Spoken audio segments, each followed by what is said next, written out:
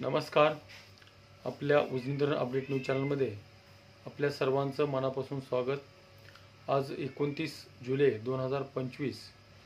आज सायंकाळी उजनी धरणाची काय स्थिती आहे, उजनी धरणातून भीमा नदीमध्ये किती पाणी सोडलं आहे, उजनीत येणाऱ्या दौंडचा विसर्गामध्ये किती फरक पडला आहे आणि बंड गार्डनच्या विसर्गामध्ये किती बदल झाला आहे, तसेच नीरा बेसिनमधल्या असणाऱ्या वीर धरणातून सध्याला किती विसर्ग चालू आहे आणि दोन्ही नद्याचा मिळून भीमा नदीमध्ये किती विसर्ग एकत्रित होतोय याबद्दल आपण सविस्तर माहिती घेणार आहोत.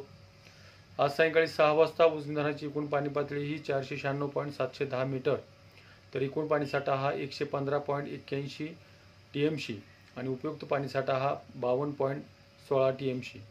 तर टक्केवारी बघितली तर उजनी धरणाची टक्केवारी ही सातत्यानं कंट्रोलमध्ये ठेवण्याचा प्रयत्न केला जातोय. सध्याला 97.35% उजनी धरण आहे.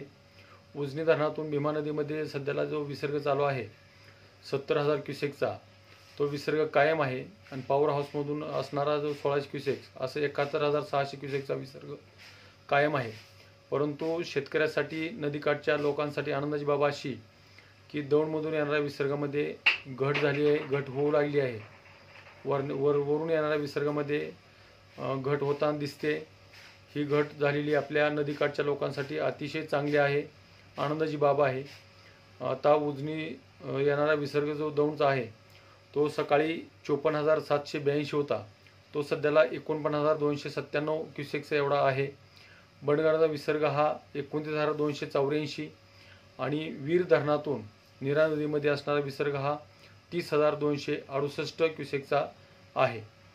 सध्याला भीमा पांडव क्षेत्रामध्ये असणारी जी 19 धरणं आहेत त्या धरणापैकी 12 धरणातून सध्याला 77,963 क्युसेकचा विसर्ग सध्याला चालू आहे आणि नीरा बेसिनमध्ये असणारी 5 धरणं आहेत त्या 5 धरणातून सध्याला 44,601 क्युसेकचा विसर्ग सध्याला चालू आहे.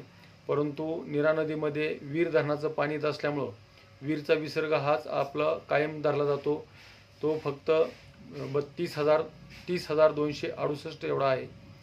आणि संगममध्ये जर पाणी बघितलं, दोन्ही नद्याचं जर पाणी एकत्र केलं तर संगममध्ये दुपारी 1,15,024 एवढा विसर्ग आज सध्याला चालू आहे आणि पंढरपूरमध्ये तो 70,000 क्युसेकच्या आसपास विसर्ग आहे. पंढरपूरमध्ये बरीचशी मंदिरं पाण्याखाली गेली आहेत, दगडी पूल पाण्याखाली गेलेला आहे.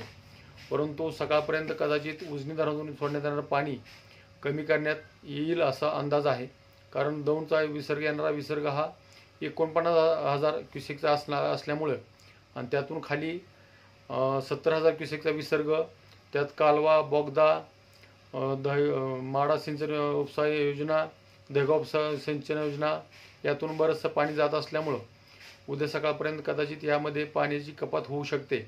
60,000पर्यंत विसर्ग येऊ शकतो. तर अशाच उजनीच्या ताज्या घडामोडीसाठी, ताज्या अपडेटसाठी आपल्या उजनी धरण अपडेट चॅनलला लाईक करा, सबस्क्राईब करा, शेअर करा.